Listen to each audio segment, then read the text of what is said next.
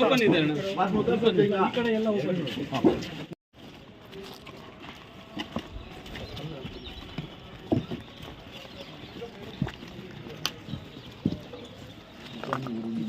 ಕಡೆ ಇದು ನಿಮ್ಮದಾ?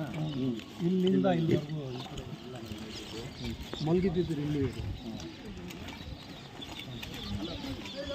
ಮೇಡಮ್ ಮುಂದೆ ಬನ್ನಿ. ಮೇಡಮ್ ಬನ್ನಿ.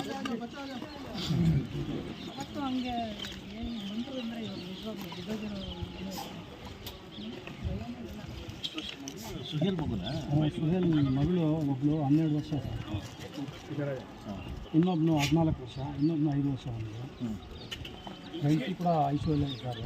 ಮಕ್ಕಳು ಇಬ್ಬರಿಗೆ ಪ್ಲಾಸ್ಟಿಕ್ ಸರ್ಜರಿ ಆಪರೇಷನ್.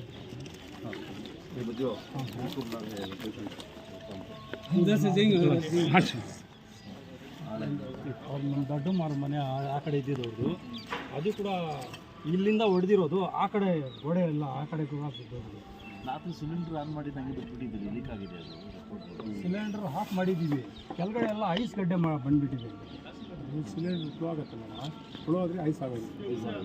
ಅಂದರೆ ಇವಾಗ ಸೂಸಿಂಗ್ ಅದು ಲೈಟ್ ಆನ್ ಮಾಡಿದ್ರೆ ಲೈಟ್ ಆನ್ ಮಾಡಿದ ತಕ್ಷಣ ಅವನು ನಮಾಜ್ ಗೆದ್ದೋಳ್ತಾನೆ ದೊಡ್ಡ ಹುಡುಗ. ಆನ್ ಮಾಡಿದ ತಕ್ಷಣ ಅದೇ ನನಗೆ ಗೊತ್ತಾಗಿರೋ ಮೇಲೆ ಅದು ಏನಾಯಿತು ನಮಗೆ ಗೊತ್ತಿಲ್ಲ. ಮಿಕ್ಕಿರೋದೇ ಹೌದು ಸರ್, ಇದು ಸೆಂಟ್ರ್ ಗೋಡೆ ಇದ್ದಿದ್ದು, ಆ ಗೋಡೆನೇ ಇಲ್ಲ ಸರ್. ಅವ್ರು ಹೆಂಗೆ ಮಿಕ್ಕಿದಾರೋ ನಮಗೆ ಗೊತ್ತಾಗ್ತಲ್ಲ. ಸಪಡಿ ಅದು ಮಂಚ ಇತ್ತಲ್ಲ, ಅದ್ರ ಮೇಲೆ ಸಪಡಿ ಬಂದು ಹೆಣ್ಮಗು ಆ ಸಪಡಿ ಕೆಳಗಡೆ ಬಂದಿದೆ.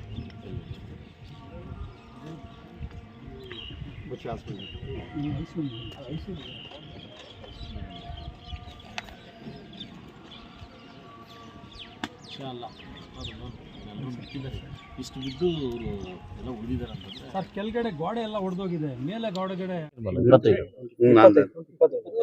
ನಮ್ಮ ನಗರ ವ್ಯಾಪ್ತಿಯ 25ನೇ ವಾರ್ಡ್ನ ನಮ್ಮ ಜಹಾಂಗೀರ್ ಮಹೋದಲ್ಲಿ ಮೊನ್ನೆ 25ನೇ ತಾರೀಕು ಮಾರ್ನಿಂಗ್ ಒಂದು 6:30ಕ್ಕೆ ನಡಿಬಾರ್ದು ಒಂದು ಘಟನೆ ನಡೆದಿದೆ. ನನ್ನ ಸ್ನೇಹಿತ ಹಾಗೂ ನನಗೆ ಹಿತೈಷಿಯಾಗಿರ್ತಕ್ಕಂಥ ಸುಹೇಲ್ ಅವರು ಆಘಾತಕ್ಕೊಳಗಿರ್ತಕ್ಕಂಥ ಒಂದು ದಿವಸ ಆಗಿದೆ.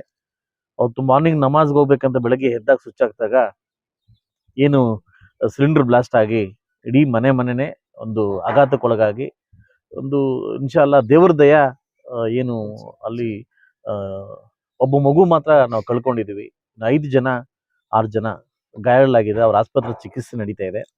ಈ ಕೂಡಲೇ ನಮ್ಮ ತಹಸೀಲ್ದಾರ್ ಮತ್ತು ನಮ್ಮ ಕಮಿಷನರು ಸ್ಪಾಟಿಗೆ ಬಂದು ಅವರೆಲ್ಲ ಹಾಸ್ಪಿಟ್ಲಿಗೆ ಶಿಫ್ಟ್ ಮಾಡಿ ಅವ್ರಿಗೆ ಬೇಕಾಗಿರ್ತಕ್ಕಂಥ ಎಲ್ಲ ಸಲಕರಣೆಗಳನ್ನ ನಾವು ಮಾಡಿಕೊಟ್ಟಿದ್ವಿ. ಇಮ್ಮಿಡಿಯೇಟ್ ನಮ್ಮ ತಹಸೀಲ್ದಾರ್ಗೆ ಫೋನ್ ಮಾಡಿ ಬೇಗ ಹಾಸ್ಪಿಟ್ಲಿಗೆ ಹೋಗಿ ಉಳಿದವ್ರನ್ನ ಉಳಿಸ್ಕೊಳ್ಳಿ ಅಂತ ನಾನು ಇದು ಮಾಡಿದೆ. ಅವ್ರು ಇಮ್ಮಿಡಿಯೇಟಾಗಿ ಅವ್ರ ಕರ್ತವ್ಯನ ಅವ್ರು ನಿರ್ವಹಿಸಿದರು. ಅದಾದಮೇಲೆ ನಾನು ಬೆಳಗ್ಗೆ ಬೆಳಗ್ಗೆ ಬಂದ ಕೂಡಲೇ ಫಸ್ಟ್ ಭೇಟಿ ಮಾಡ್ತಾಯಿದ್ದೀನಿ.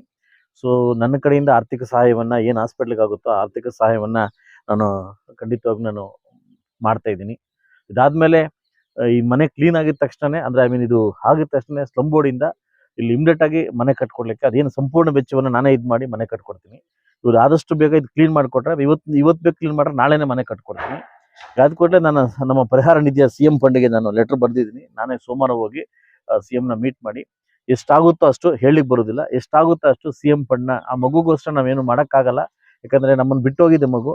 ಸೊ ಅದಕ್ಕೆ ಬೆಲೆ ಕಟ್ಟೋಕ್ಕಾಗಲ್ಲ. ನಾವು ಎಷ್ಟು ದುಡ್ಡು ಕೊಟ್ಟರು ಕೂಡ ಬೆಲೆ ಕಟ್ಟೋಕ್ಕಾಗಲ್ಲ. ನಾನೇ ಖುದ್ದ CM ಹತ್ರ ಹೋಗಿ ಆ CM ಫಂಡ್ನ ತರಿಸ್ಕೊಟ್ಟು ಅದು ಏನು ಆ ನೋವನ್ನು ಬರ್ಸೋ ಶಕ್ತಿ ಇನ್ಶಾಲ್ಲ ದೇವರು ನಮಗೆ ಅಲ್ಲ ಕೊಡಲಿ ಅಂತ ನಾನು ಕೇಳ್ಕೊಂತ, ಸೊ ಅವ್ರ ನೋವನ್ನು ಬರ್ಸೋ ಶಕ್ತಿ ಇಡೀ ಕುಟುಂಬಕ್ಕೆ ಕೊಡಲಿ. ಆದಷ್ಟು ಬೇಗ ನಮ್ಮ ಗಾಯಾಳಾಗಿರ್ತಕ್ಕಂಥ ಸುಹೇಲ್ ಮತ್ತು ಅವ್ರ ಹೆಂಡತಿ ಅವರೆಲ್ಲ ಕುಟುಂಬದವ್ರು ಕೂಡ ಬೇಗ ಹಾಸ್ಪಿಟ್ಲಿಂದ ಬೇಗ ಬರಲಿ.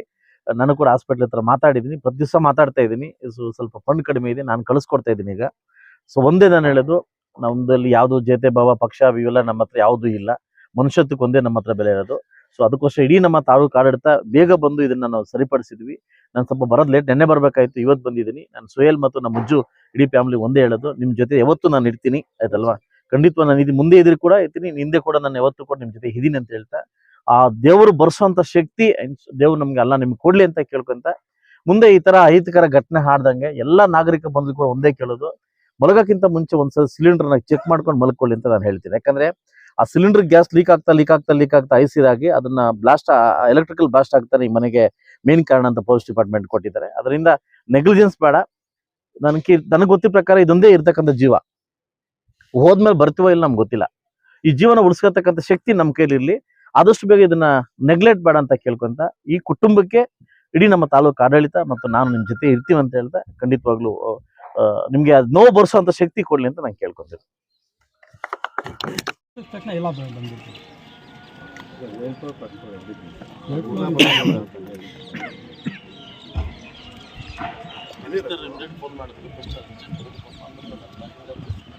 ಹಾಸ್ಪಿಟ್ಲ್ ನೋಡ್ರ ಫಸ್ಟ್ ನಂಬರ್ ಬಂದಿದ್ರು ಮೇಡಮ್ ರಾತ್ರಿ ಬಂದರೆ ಈಗ ಬಂದ್ಬಿಟ್ಟೆ ನಾನು ಪೇಷಂಟ್ಗೆಲ್ಲ ನೋಡಿದ್ರೆ ಮಾತಾಡ್ತಾರೆ. ಆಯ್ತು ಮಿಕ್ಕಿ ಉಳಿದಿದ್ದು ನಮಗೆ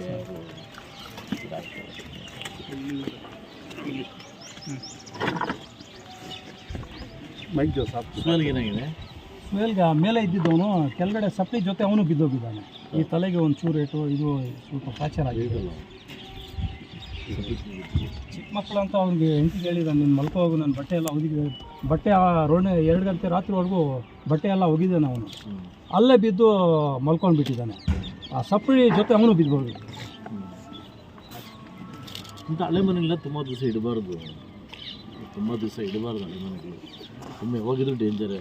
ನಿಮ್ಮ ನೆಗ್ಲೆಕ್ಟ್ ಈ ಥರ ಆಗಿರೋದು, ಏನು ಪ್ರಾಬ್ಲಮ್ ಏನಿಲ್ಲ. ನೆಗ್ಲೆಕ್ಟು ಗ್ಯಾಸ್ ಆನ್ ಮಾಡಿದ್ರೆ ಏನು ಮಾಡಿದ್ದಾರೆ, ಮಲ್ಕೊಂಡ್ಬಿಟ್ಟು ಆಫ್ ಮಾಡಿದ್ದಾರೆ. ಅದೇನಾಗುತ್ತೆ, ಅದು ಕರೆಂಟ್ ಸ್ಪಾರ್ಕ್ ಬಂದ ತಕ್ಷಣ ಏನಾಗಿದ್ದ ತಕ್ಷಣ ಬ್ಲಾಸ್ಟ್ ಆಗುತ್ತೆ. ಮಾಡಿಕೊಟ್ರು ನೀವು ಯಾವಾಗ ಕ್ಲೀನ್ ಮಾಡ್ತೀರಾ ಅಂತ ನನಗೆ ಹೇಳಿ, ನಾನು ಇಮಿಡಿಯೇಟ್ ಮನೆ ಕಟ್ಕೊಡ್ತೀನಿ. ಓಕೆ, ಸ್ಟಂಬೂಡ್ ಆಲ್ರೆಡಿ ಬರ್ಸಾಕಿದ್ದು, ಮನೆ ಬರ್ಸಾಕಿದ್ದೀನಿ. ನನಗೆ ನಮ್ಮ ಆಧಾರ್ ಕಾರ್ಡು ಮತ್ತು ಇರಬೇಕಷ್ಟೇ.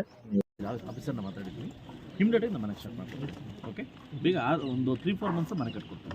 ಸ್ವಲ್ಪ ಬೇಗ ನೀವು ಇದನ್ನು ಕ್ಲಿಯರ್ ಮಾಡಿ ಕೊಡಿ. ಬಟ್ ನಾನು ಹೇಳೋದಷ್ಟೇ, ನೆಗ್ಲೆಕ್ಟ್ ಮಾಡೋಕ್ಕೆ ಹೋಗಿ. ನಮ್ಮ ಕಮಿಷನರು ಹೇಳಿದ್ರು, ನಿಮಗೇನಾದರೂ ಮನೆ ಕಷ್ಟ ಇದ್ದರೆ ನಾವು ಇಲ್ಲಿ ಮನೆ ಕೂಡ ಕಟ್ಕೊಡ್ತೀವಿ.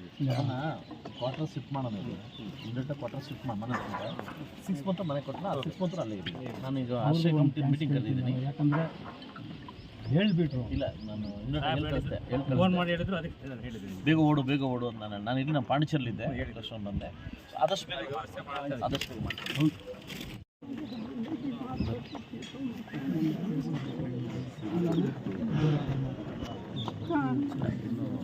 ಇದು ಮಾಡ್ಕೊಳ್ಳಿ ಮುಜುಲಿ ಸರ್. ಇಲ್ಲ ಇದೆ ಸರ್. ನೋಡು, ನಾಳೆ ಚಂದ್ರ ಕಳಿಸ್ತೀನಿ ಸಂಬೋಡನ್ನ, ಅವ್ರ ಮನೆ ಚೆಕ್ ಮಾಡಲಿ. ನಾನು ಇಮಿಡಿಯೇಟಾಗಿ ಮಾಡಿಸ್ಕೊಡ್ತೀನಿ. ಚಂದ್ರಿಗೆ ಹೇಳಿದ್ದೀನಿ, ನಾಳೆ ಇನ್ನೊಂದ್ಸಲ ಕರ್ಕೊಂಡ್ಬಂದು ಚೆಕ್ ಮಾಡಿಸಿ, ಇದು ಚೆಕ್ ಮಾಡಿಸ್ಕೊಡ್ಬಿಟ್ಟು 2 ಮನೆ ಹೇಳಿದ್ದೀನಿ. ಇಮಿಡಿಯೇಟ್ ಅವನೇ ಕಟ್ಕೊಡ್ತಾನೆ. ಮಿಕ್ಕಿ ಡಿ ನಾನು ಕಟ್ತೀನಿ. 1 ಲಕ್ಷ ಕಟ್ಟು ಡಿ ಕಟ್ತೀನಿ ನಾನು.